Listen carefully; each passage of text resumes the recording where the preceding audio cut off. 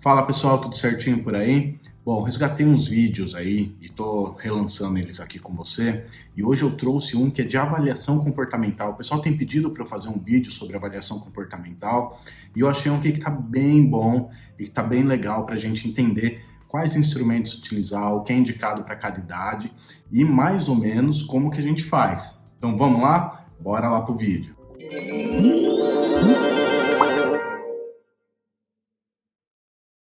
A gente vai conversar sobre essa questão de protocolo de avaliação comportamental. E aí, então, a gente vai conhecer alguns instrumentos a partir disso. Não dá para ficar ensinando o instrumento ao fundo, mas dá para te falar onde procurar e o que fazer. Beleza? Então, vem comigo, vamos para a primeira ideia, né? A gente tem que pensar assim, os adultos, eles estão meio que lascados na parte de instrumentos de avaliação de habilidades comportamentais. Os adolescentes também estão nesse meio limbo aí, com o que é que você usa para avaliar. Já a criançada tem um monte de coisa que você pode usar. E de qualidade, coisas que são muito boas. Por exemplo, se a gente vai começar, então, a nossa avaliação, vamos pegar lá os pititicos e eu vou chegar no grandão, tá bom? Um pititico, 2 aninhos de idade, a gente vai entender, então, como que está o comportamento dele, o que é que a gente usa. A minha orientação para você é que você utilize protocolos que vão falar de habilidades básicas, porque ele é muito pititico, né, 2 aninhos, a gente está falando de 24 meses, e eu tenho orientado a pegar instrumentos que nem o que a gente tem para a intervenção, que é o da Camila Gomes e da Annalise Silveira, que é um livrinho amarelo, muito bom, que ele tem em uma página listado todas as habilidades que ela considera básicas para continuar. E o que é uma habilidade básica? É uma habilidade que é crucial para o desenvolvimento de outras, mais ou menos por aí, tá? E ali nessa listagem pode pegar aqueles comportamentos que estão ali listados e fazer como se fosse um checklist. Tem lá sentar, esperar, olhar, a parte de imitação, a parte de linguagem expressiva receptiva, tem lá um monte de coisas que você pode checar. Então, faz, não faz, faz, não faz, faz, não faz. E tudo que ele não faz, eu recomendo que já vá direto para o programa de intervenção. Então, trabalhar com as habilidades básicas antes de outras que são mais complicadas. Fiz isso, eu vi que ele está cumprindo com quase todas as metas ali das habilidades básicas. Eu posso começar a inserir o VibMap, que está bem interessado na avaliação do comportamento verbal e comportamentos associados. O VibMap foi desenvolvido por Mark Sandberg, e ele tem, sim, toda uma proposta analítico-comportamental mesmo. Ele é dividido em 4 partes, isso que deixa ele muito legal. A parte de avaliação de barreiras, que eu vou falar dela, vou deixar aqui no cantinho para falar dela para vocês. Avaliação de marcos, né, já vou também falar. De transição e avaliação de rastreamento, né, que seria o Task Analysis. Ele é de 0 a 18 meses, de 18 a 30 meses, de 30 a 48 meses. Então, até 4 aninhos de idade é o que é recomendado, né, o que, na verdade, é o que as crianças que passaram pela padronização tinham de idade, que não quer dizer que você não possa usar com crianças mais velhas. Então, tá aqui, avaliação de barreiras. Barreiras comportamentais são todos os comportamentos que interferem na aprendizagem da pessoa. Muito maneiro, né, de você pensar, porque a gente estava falando de habilidades básicas, ele adquiriu alguns, mas ele tem, faz de conta, apresentado comportamentos que estão interferindo na aquisição de outros. Na avaliação de barreiras a gente vai conseguir, muito provavelmente, capturar e entender, através daqueles preceitos básicos que eu coloquei lá atrás, quais são os comportamentos que estão interferindo na aprendizagem. E tem 24 barreiras, que começa com problemas de comportamento e termina com defensividade sensorial. Então a coisa é bastante ampla. Depois nós temos a avaliação de marcos, desenvolvimento, que são 170 marcos para você avaliar, dividido em níveis, nível 1 de 0 a 18 meses, nível 2 de 18 a 30 meses e nível 3 de 30 a 48 meses, beleza? Quer dizer que uma criança de 2 anos, 24 meses, não pode estar no nível 3? Não, ela pode, porque este é o grande negócio desse instrumento.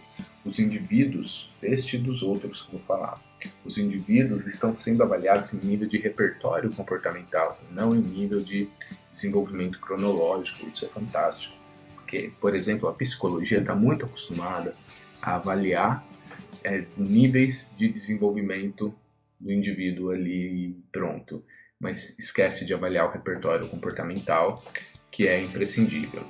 Então, ela é dividida assim, ele vai ter 9 áreas, se não me engano, embaixo, no primeiro nível, depois 13 áreas a serem avaliados.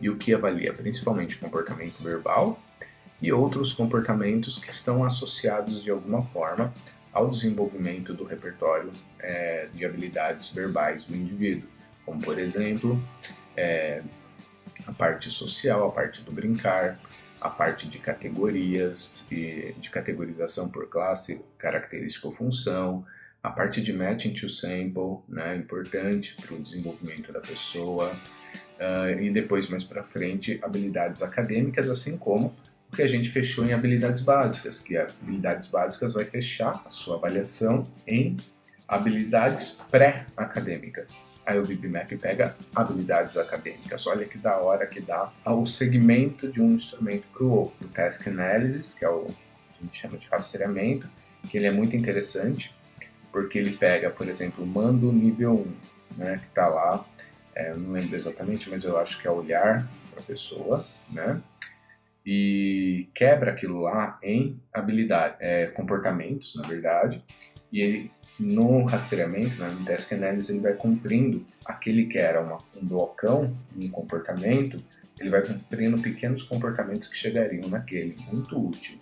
E a parte de transição, que são comportamentos muito associados à aquisição de repertório, que vai ser utilizado para avançar ou não avançar em vida acadêmica, principalmente. Beleza? Então eu falei que tinha um próximo instrumento, e esse próximo instrumento se chama ABLES.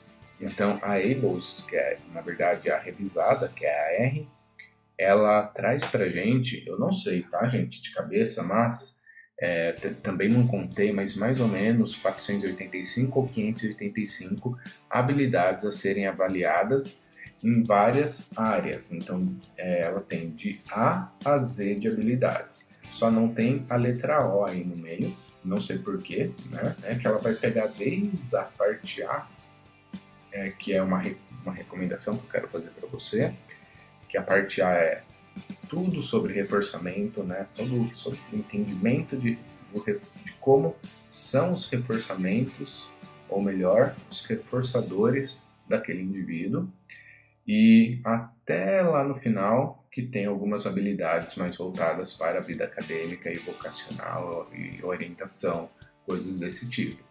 E por que eu queria pegar essa letra A? Porque a gente estava falando lá atrás de habilidades básicas e do VibMap. Só que se eu pegar, olha só que loucura, que viagem que é e como fica bom o protocolo. Se eu pego a letra A da ABLES R, eu consigo juntar a letra A da ABLES R com qualquer um dos outros instrumentos para eu achar os reforçadores.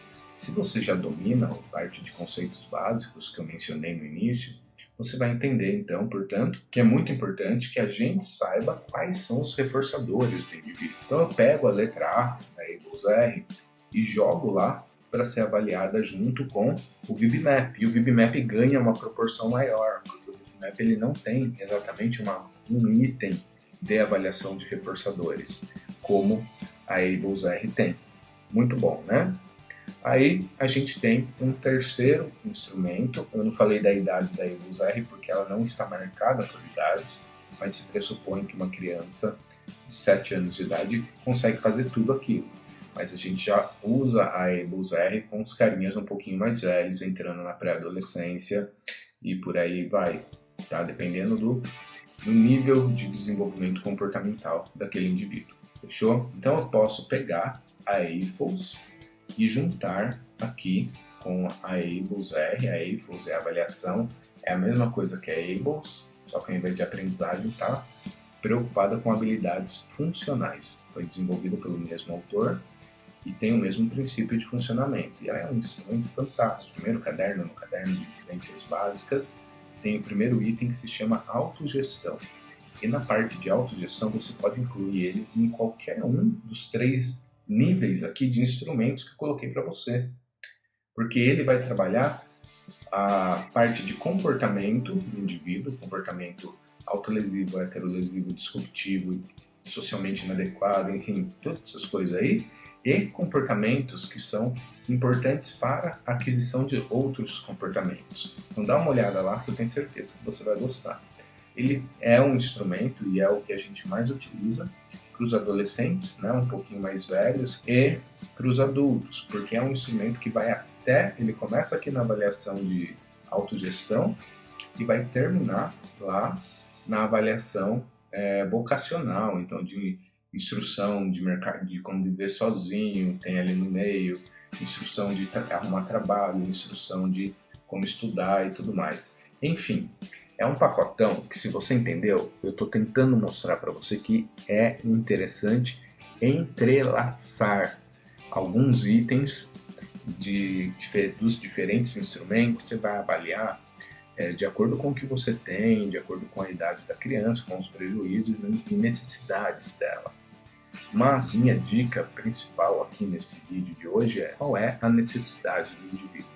E se tem dentro de um instrumento um item que cumpre papel importante nessa necessidade e num outro também que cumpre, e um outro que também cumpre, usa os 3 juntos e vai ser um protocolo de avaliação e vai te dar ferramentas para criar plano de intervenção muito mais acurado, assim como saber se o que você está usando no momento está funcionando ou não.